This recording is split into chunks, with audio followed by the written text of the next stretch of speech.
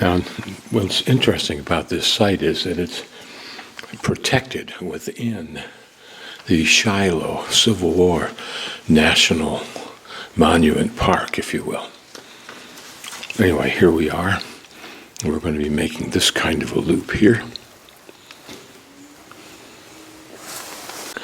One of, I think, 3 relatively distinct subcultures that then broke down into multiple subcultures. This is reflecting the evidence that's found, a mound, probably some deteriorated either post holes or remains of some of the wood posts after 600 years. It's doubtful that it's the latter, but there would still be mud, and the way those items are configured gives the archaeologists the clues they need. For example, a line of holes, uncovering one post hole after another.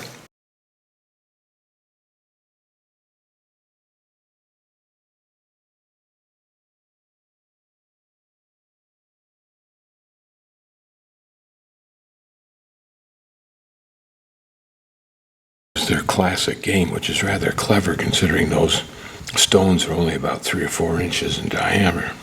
So we're right here, and we should be encountering these fairly large mounds. Looks like there's about 6 halfway decent sized mounds, a couple of sub-mounds, or a few sub-mounds, and then a bunch of these little dots which I think reflect very tiny mounds, maybe 10 feet in diameter, 12 feet in diameter, or maybe only a foot high.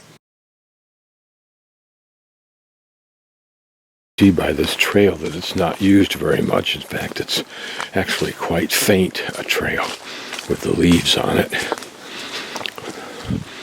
No big surprise, since this is inside of a famous, huge military battlefield monument of Shiloh from the Civil War, which is what gains 99% of the attention of people who come here. You'll notice here that there's a bridge, but it's going over a small mound ridge, very, very slight, maybe a foot at the most in elevation that I can see, maybe a foot and a half depending upon where I might be standing. And it seems to go off in that direction a little ways, but that is apparently all that remains of this wall.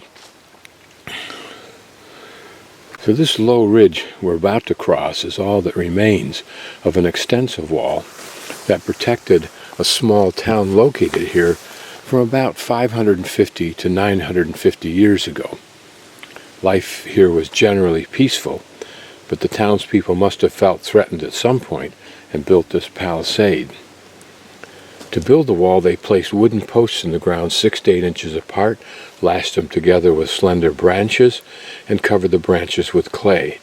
The palisade deteriorated over a 10 to 20 year period. The residents apparently never felt the need to replace it.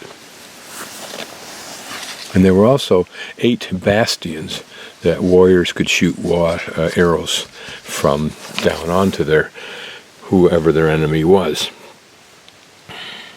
Here you can see them weaving in these branches, probably pretty much the way they made some of their homes, and also certainly the way people have made roofs. And then they applied clay, some of which we saw at Cahokia, that same idea. This represents the palisade wall. Whether that represents all that archaeologists saw, or that was all there was in the way of wall, and that was protected perhaps by high cliffs to the right, which I don't see evidence of. I don't know. This tree, how the root clump has shifted as the tree apparently began to topple, and then was cut down for some reason before it actually did. In front of us is supposedly a stake which marks a mound, which is one of those many mounds that we saw. And apparently there are others here. Now, the only thing I can see that looks like a mound is right straight ahead of us over there. There appears to be a mound right in between those 2 big trees and back about 20 feet. Perhaps you can see it. I'll close in a little bit.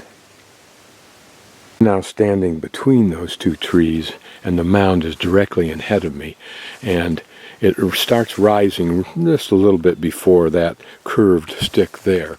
And then it continues to drop off on the other side beyond that large tree there. And that same mound lies directly behind that large tree in the center of the frame. And as I pan around quickly, my apologies, there may be a mound in there buried under those trees. And directly 180 degrees from where we were looking a moment ago at that earlier mound is still this, which I suspect is a mound. It kind of runs in its periphery from that big tree over there over to that, beyond that fallen tree that's covered with green algae, to about where that vertical tree is covered with green algae. And this second of these two trees right here, of moderate size, sits just about at the top of that mound. It's interesting how flat this root system is.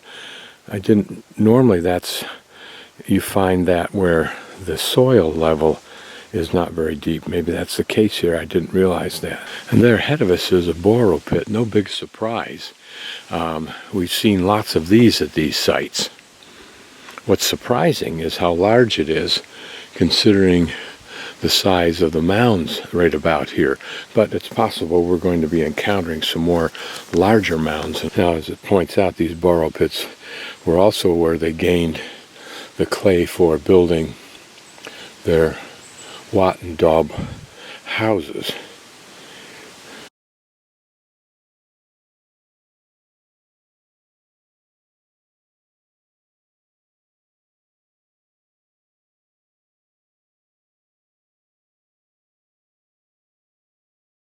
Having said what I said about large mounds, as I look to my left, there's the large mound, the first one. And here we are at our borrow pit, and looking straight ahead from this position we can see this larger mound over here, although it's referred to as the 28th Illinois Infantry Burial Site.